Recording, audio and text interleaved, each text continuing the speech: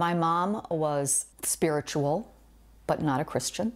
She was well educated, quite feisty, and fiercely independent, quirky, a voracious reader. My mom was a poet. She loved language. She loved words. Anne Vandervelde and her mother Evelyn were best friends and artists. One created with paint, the other with words, even publishing a book of poetry and art together.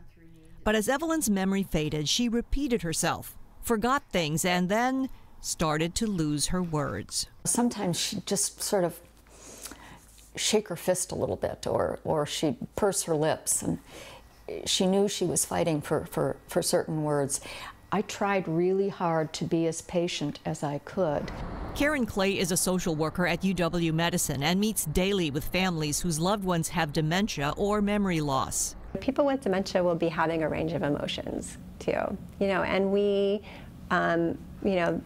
love is there. There's also worry, there's fear, there's gratitude, there's appreciation. Celebrating Mother's Day is an important tradition for families. If your mom has dementia, experts say focus on having a positive experience. Ask your mother what she might like to do. Find out if she wants a small gathering or something bigger. If she says something wrong, just let it go. And if you see she's getting confused, step in and help. Better communication will reduce everyone's stress and anxiety. They may not remember your name, but they'll remember how you made them feel that day. Communication System by Evelyn Vandervelde. Before Evelyn died, Anne asked her mother which of her 8 decades was the most amazing.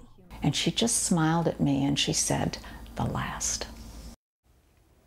An estimated 5.5 million Americans aged 65 and older suffer from some type of dementia, and that number is expected to increase significantly in the coming decade.